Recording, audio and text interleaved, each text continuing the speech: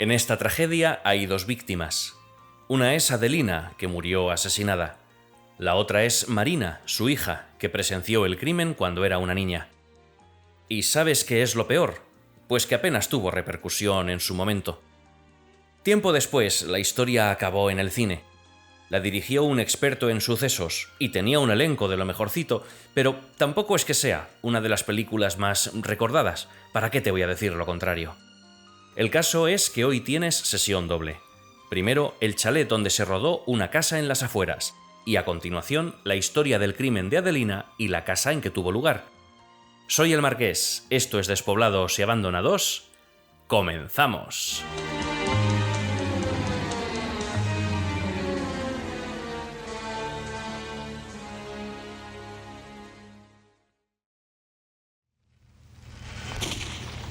¿Qué ha sido eso? Un disparo. ¿Y dónde disparan? A la cabeza y al corazón. Una casa en las afueras es la historia de Daniel, de Yolanda y de la hija de esta, Patricia. Todos viven en la casa de Daniel. Está muy aislada y él no permite que Yolanda salga de allí ni tenga contacto con nadie, reaccionando con violencia cuando ella desobedece. Yolanda termina hartándose y decide escapar, pero eso le cuesta la vida. ¿Y no piensas terminarla? ¿Para qué? ¿Para mí solo? No, Yolanda. Eso no depende de mí. Se estrenó el 15 de septiembre de 1995. Tuvo un presupuesto de 200 millones de pesetas, 1.200.000 euros de la época.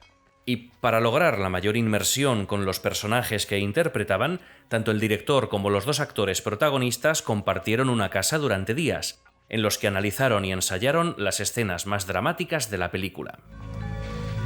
A ver, ¿qué es esto? No sé. ¿Y mamá? ¿Una piscina? Exacto. ¿Premio?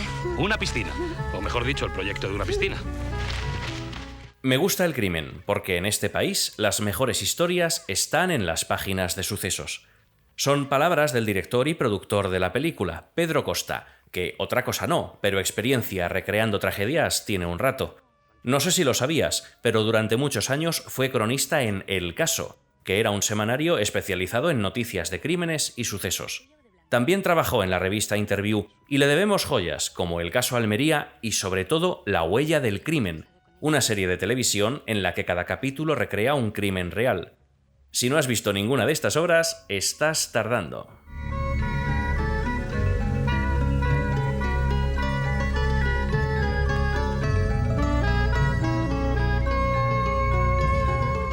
Fue Pedro Costa quien dio a los guionistas el argumento para esta película, extraído directamente de la prensa. Un suceso que había salido a la luz 10 años antes y que pasó prácticamente desapercibido en su momento. El crimen de Elda, el asesinato de Adelina.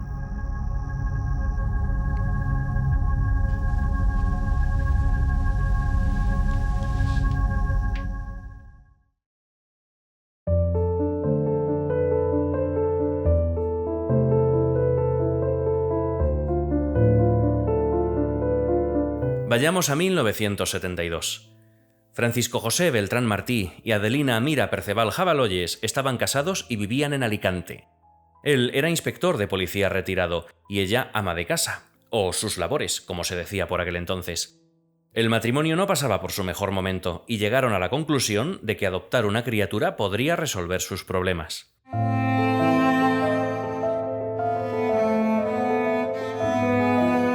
Mientras tanto, en la otra punta del país, concretamente en Sarriá, provincia de Lugo, nacía una niña a la que llamaron Marina. Apenas tenía 5 meses cuando sus padres biológicos la entregaron en la casa cuna de Lugo. Allí pasó 2 años, hasta que Francisco y Adelina la adoptaron y llevaron consigo a Alicante. En ese momento comenzó una nueva vida para Marina, quien destaca que Adelina la adoraba como si fuera su hija biológica. Como era de esperarse, la adopción de la niña no resolvió ningún problema del matrimonio. Y es que, según investigaciones posteriores, es muy probable que Francisco padeciera un trastorno delirante del tipo celotípico, una derivación del trastorno obsesivo-compulsivo, que le llevaría a ser muy posesivo con Adelina y a tener unos celos totalmente desproporcionados, imaginando constantemente que ella le era infiel. No parece casualidad que Francisco mandara construir este chalet en medio del campo, a cientos de metros de la vivienda más cercana.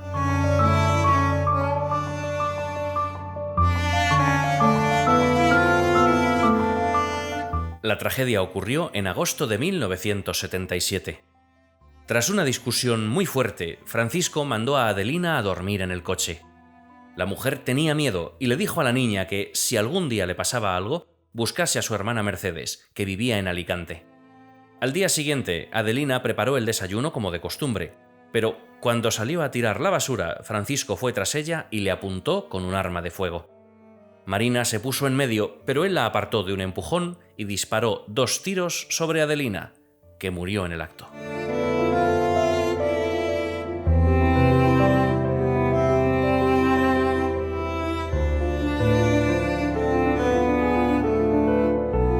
Marina, que tenía 5 años, quedó en estado de shock. Tras comprobar que estaba muerta, Francisco ordenó a la niña que le ayudara a arrastrarla al barranco y cubrirla con piedras. Nadie más presenció el crimen. Poco después regresaron a su residencia habitual en Alicante. Francisco denunció la desaparición de Adelina y difundió por todas partes que su esposa les había abandonado.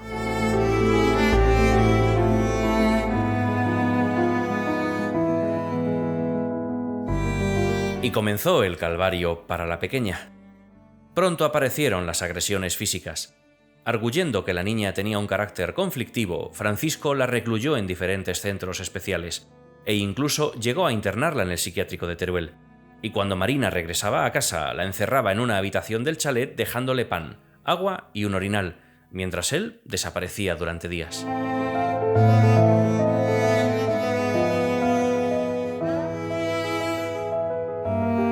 La niña vivió en estas condiciones hasta que, con 10 años, logró romper la puerta de la habitación en que estaba encerrada y, aprovechando que la reja de la ventana de la cocina estaba rota, pudo escapar.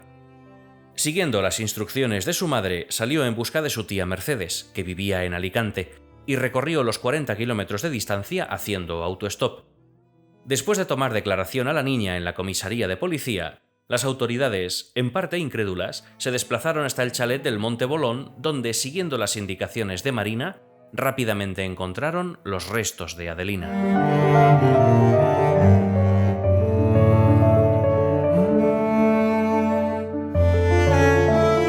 El juicio se celebró 2 años después. Sobre Francisco cayó una condena de 30 años, que fueron rebajados a 20 por buena conducta, aunque falleció antes de cumplir apenas la mitad. Marina pasó a ser tutelada por su tía Mercedes, quien la tuvo internada en colegios y en un centro para huérfanos de la policía. Tras el fallecimiento de su padre, Marina cambió su nombre por el de Rosa María y se trasladó a Lugo para conocer a su familia biológica.